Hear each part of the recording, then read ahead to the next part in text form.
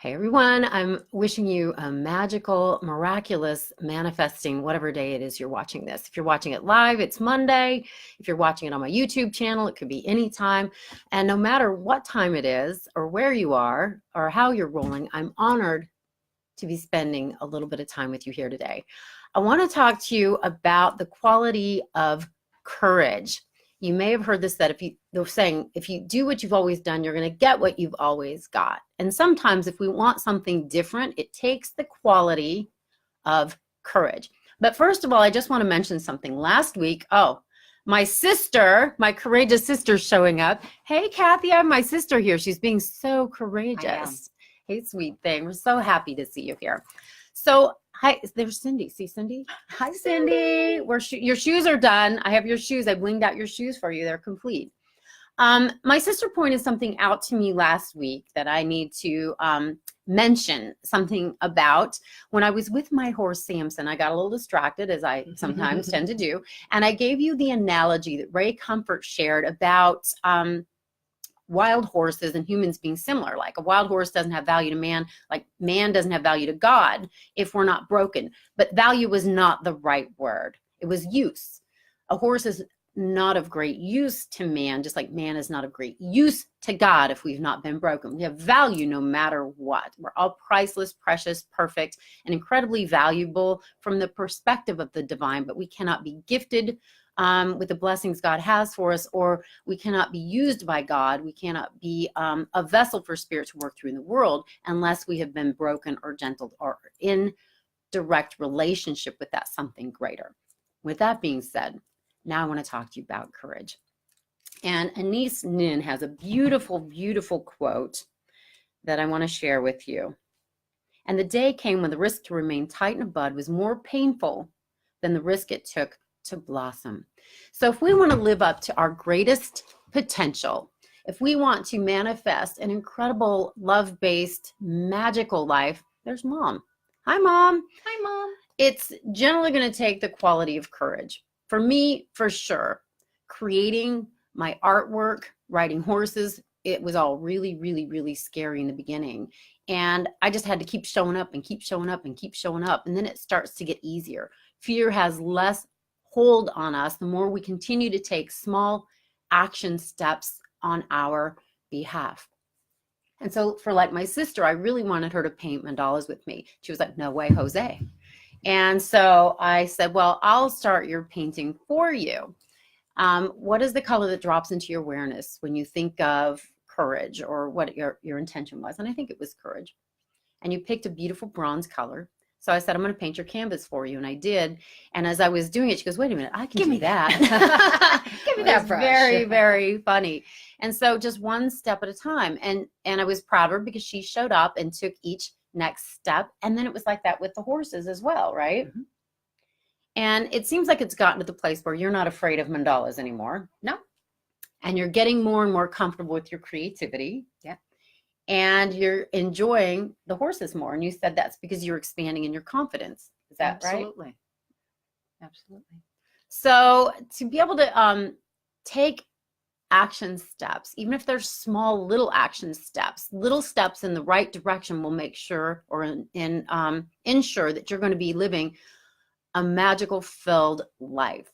And sometimes we'll take action steps and we're being courageous and we're not met with the love that we hope to be. We don't get the results that we hope to, but that's okay. It's allowing life to inform us and help us to course correct so that we can move in maybe a slightly different direction. But if we don't do anything, we're going to stay stuck. We're going to stay, what I say is like in a gray life. If you want a colorful life, if you want a abundant life, if you want a joy-filled life, we need to move from fear to love. That is the journey of the hero. Anna Butler, she's saying it's good to see you, Tonda. Hi. Oh, no, great to see you. Great to be with you. That's even better than good. So it's sort of like the way my teachers described it to me, and I've talked about it before, but I think about it a lot. So I think it's worth mentioning again. What we're doing is moving from a fear-based life or reality to a love-based life. And the more we take courageous action steps, even little ones, we start to loosen the grip of fear on us, so that eventually we'll get to the place in our elevation or our consciousness. It's almost like the teeter-totter flips over, where we are more motivated and living a life of greater love. That fear doesn't have that grip on us any longer. And when we get to that place, we can look back and think to ourselves, what was it that I was afraid of? And you know, I can say that my fear was judgment of other people. I thought, What they might think of you? yes, That it wouldn't be nice or good? yeah, Mhm. my fear was of failing. You know, And that's valid. I mean, it can feel really scary. And for me, with my artwork, I think I was afraid that I was going to create something ugly. And now I look back and go, so what? so what? So what? So it was, you throw it away, you start over, you do something different. But it's information. It's always information when we take a courageous action step. Is that the direction you want to keep going, or do you want to maybe move to the left or the right a little? It's like I've talked about a lot. It's like going to a buffet and trying different things. But if you don't get up and go over to the buffet and try things, you're not going to know what you like or what you're good at or what brings you joy. So I also want to commend my sister for showing up with the horses, because that was something that initially didn't resonate for you at all. And again, it was fear. It was a fear because I didn't have the knowledge. I didn't have the experience, and I was afraid I was going to embarrass Tammy if anybody was around, and I certainly was going to embarrass myself. I'm one of those people that if I don't do it well, then I typically don't do it. But that's me standing in judgment of myself. It usually is. Yeah. When we're afraid, often what we're afraid of is a reflection or projection of our own fear about and for and within ourselves. Like I was afraid of creating something ugly because I don't want to be ugly. That was my fear, my judgment. I had to forgive myself for judging myself as ugly. And once I did that, I realized how silly it was, and I've let it go. So Kathy is saying that she's going to she wants to go to a women's prison worship with Pastor Terry. And you're afraid because it's something new and unknown. And I really commend you for your awareness there, Kathy. And I really want to support and encourage you, because you have such a beautiful, sweet, loving heart. And your presence is such a gift to anyone who gets to experience you. And I think that's true for Tonda. I think it's true for you.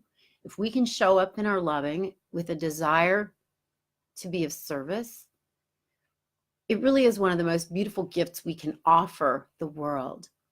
And the more we do it, again, the more we feel and sense and see that God winks and rewards, the more it makes us want to continue to take those courageous action steps.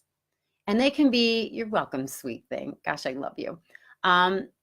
It can be like little things, and it can be like big things. Little steps, little bites will get you going in the right direction. And it can take big things as well.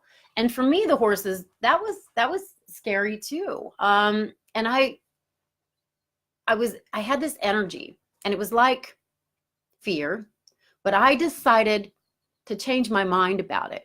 I said, all it is energy. All it is, you know what? It's excitement. It's excitement. When we can shift our thought about the fear that we're feeling and say, you know what, it's just energy, it's just excitement, it makes it easier to continue to take the next steps. It makes it more palatable to keep showing up. And for about a year, when I would go take my horseback riding lessons, I would have this I was like, nope, it's just excitement. It's just excitement. And then just keep showing up and keep showing up and keep showing up. And it takes a long time to make certain things look effortless. Like it's easy for me to paint a mandala now. And people go, oh my gosh, you make that look so easy. Well, I've done 1,000 of them. My sister's like, oh, you make it easy to ride a horse. I feel like a newbie beginner, but I've been doing it for like 3 years now. And I am still a newbie beginner, and I still sometimes feel a little bit like, now that I'm learning to jump a little, it's scary, but I'm going to keep showing up. I'm going to keep showing up, and it gets easier and it gets better and it gets more and more fun.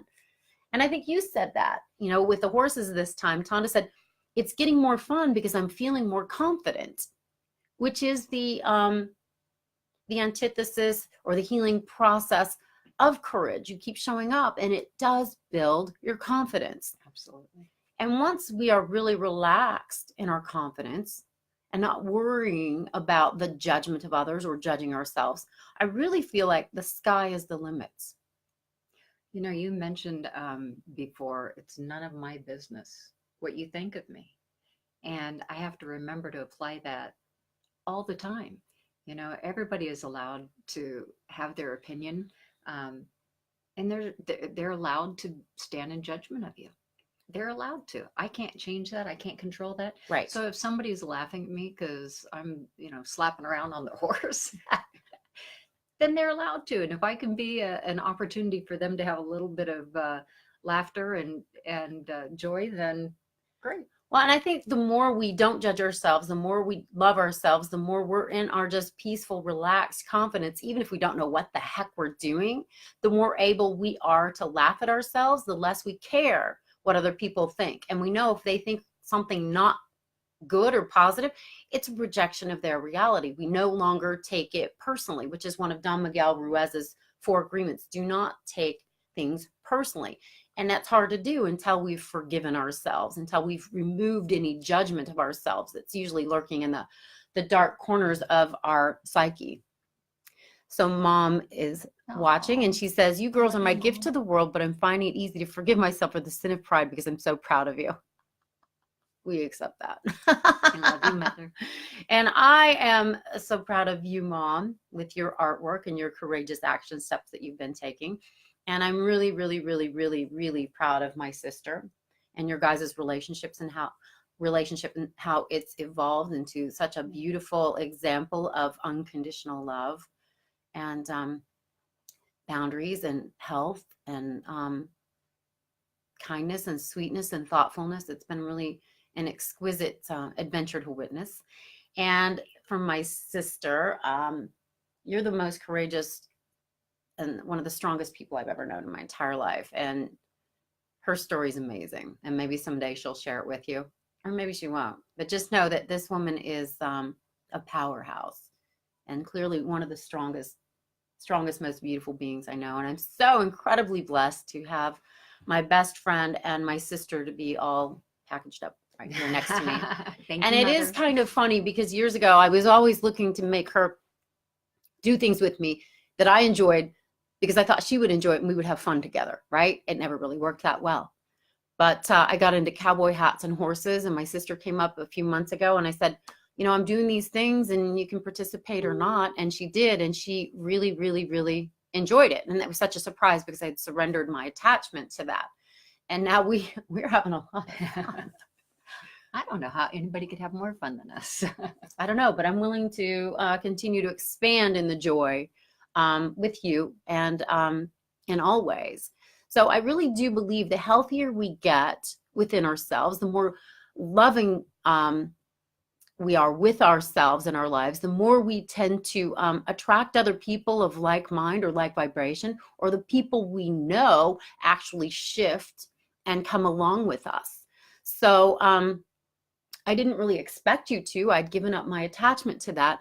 But once I think I got really healthy and whole, she was just there with me on the adventure, which has been such a blessing and such a gift. Kathy's like, "Will you be my sisters?" Yes. So Kathy's saying, "I've heard so many times, Tonda, very hard not to take things personally. I try so hard to make someone I love me. And I just have to realize and be okay with it. She don't like me." Well, funny. We love you, Kathy. Yeah. And again, if somebody's not loving towards you or adoring you or whatever, it tends to be their own hurt that they're seeing. It's like a pair of prescription lenses that they're looking through and projecting onto you. It doesn't have anything to do with you. And not everybody's cup of tea. Right. I've talked a lot about boundaries and the bullseye.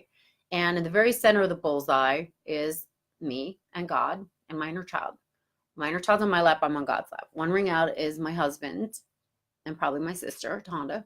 And then another ring out, maybe good friends, best friends, and then so on and so forth. And there's different boundaries for different relationships, different kinds of people. And sometimes people can be promoted and demoted? Do you want them closer, or do you want to hold them a little further? Sometimes it's not safe to have somebody that close to you, even though you love them. It's about discernment. And I know you know this one. I've learned. I think it was my desire just to love everybody. Everyone. And in doing that, I got very confused with boundaries. And I realized that, I can love people from afar, that I don't have to let them so close, but I can still love them with an open heart. And even that takes courage, to be able to claim your boundaries and say, you know what, this isn't a fit for me, or this doesn't resonate for me, or to say no when you're not used to it. I've had some conversations that have made my heart race, for sure. And I bet you have too. Oh, indeed. Indeed. I've always avoided confrontation, and I saw confrontation as a negative thing, but setting boundaries doesn't have to be confrontational. It can just be an energetic thing. It could just be a shift in the way that you deal with people, and just being firm, knowing what doesn't resonate and what isn't healthy. Yeah, once I changed the term confrontation to carefrontation, you can show up and speak your truth in a way that is motivated by love rather than fear. That has been very, very, very helpful. And it makes those challenging conversations easier to have. It still can take courage, but as we do it, I think it becomes easier and easier, and eventually becomes more and more natural. Is that true for you? It's true. I'm just glad I've got the best cheerleader on the planet sitting next to me, because I've had a lot of fear in my life, and this one's kind of poked the badger, just little by little, and because of that, I've had the courage to do things that I wouldn't normally do, like sit here today. Yeah, she was scared. She said no, but I guilted her into it. She did.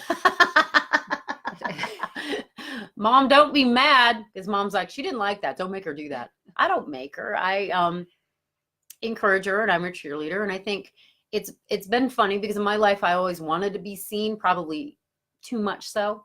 And Tonda didn't want to be seen, probably too much so. And so we've I think lent each other balance, and it's been one of the greatest blessings of my life, to be able to look at you and aspire to be a little bit more subdued, refined, loving. And I have said before, for Tonda, love of humans has been very natural and easy for her. For me, it's been more of an acquired taste, but I think I'm catching up with you. I think you may have passed. I don't think so. Yes. I don't think so. I think so. I don't think so. So the reason we're doing this a little earlier today, hey, Pamela Kay, I'm so happy to see you here, is because I have to take her to the airport. I'm very sad about that. We've been together for the last 4 days, painting, playing, riding horses, laughing, and our husbands have been laughing and playing as well, and having a wonderful time. And I'm sad to let them go, but it has been such a blessing. Yeah, I'll be back in Vegas next week. And it has been really interesting, because I didn't always get along with Tonda's husband, and now he's one of my very best friends. And I really had to let go of my judgments, my internal judgments that I was projecting on him, and that I was also projecting on him that he took my sister away from me. I think he gave you a better version of your sister. It took a while. He kind of did. Well, we've all gone through our bumps and bruises. We've all, if we're on the journey of the hero and we want to expand into the best, brightest, most beautiful versions of ourselves, we again have to be courageous. We have to be willing look into the dark corners and bring, I think compassion is probably the most important quality that we can have for ourselves. And then when we have it for ourselves, we have it for others. And my teachers would say, we heal when we bring love and compassion to the places inside that hurt. The more I've done that, the more courage has shown up. It seems like they kind of go hand in hand. So as we do our healing work, it is a step-by-step process. And we don't want to go from 0 to 180 degrees. We don't want to go, from sitting still to flying 1,000 miles per hour. We don't want to sit and then fly. We want to crawl, walk, run, fly. You don't want to put 220 through 110. So it's a slow evolution, and all of us are doing it, or we're not doing it because we're sitting still. But if we don't have work to do, we wouldn't be here. I definitely have learned that if you miss a step, You got to go back. There are no shortcuts. No. There are no shortcuts. So we just want to commend you for being courageous in your life. And I know you are. I know you are. You wouldn't still be breathing. You probably wouldn't still be hanging out here with us. Dip your toe in the water and try something new today. Try something that's a little uncomfortable, that's, outside of that comfort zone. And I tell you, I know when Tammy says goodbye, I'm going to be like doing the happy dance. Got that behind you. Look what I did today. And that is the other piece of the puzzle that I think is so important, to acknowledge yourself and be proud of yourself when you've done something that has been a little bit scary or a little bit uncomfortable. So, you know what? I'm proud of you. And you can either look in the mirror and actually say it to your reflection, or you can imagine your inner child in your mind's eye and say, you know what? I'm proud of you. I know that was uncomfortable, that was scary, or that was that was a big stretch for you. And it could be just, committing to going to the gym. It could be trying a vegetable that you don't want to try. It could, well, we'll eat any vegetable. We won't eat a lot of other things, but anything, taking any kind of class, going back to school, that was a scary thing. And we want to commend our little sister for that. She was really scared to do that. Now she's almost done with her bachelor's. Graduating in 2 weeks. Little bites at a time, little steps in the right direction will eventually ensure you're clipping along at a pretty good pace, and you're going to be enjoying your life a lot more. And there will be unexpected God winks and blessings and gifts on the path, because that's how this work works. I love you. I love you too. And I love all of our friends that have been hanging out with us here today, Megan and Rick. Somebody said you're like the adult Mr. Rogers. Mr. Rogers for the adults. I love that. I loved him. And what Romper Room, where we would see the mirror, that's how Tonda got her name. My mom was watching Romper Room with me one day, and I see Thomas, and I see Rick, and I see Megan, and I see Pamela, and I see Kathy, and I see Judy, and then they said, and I see Tonda, and that's how she got her cool name, was Romper Room.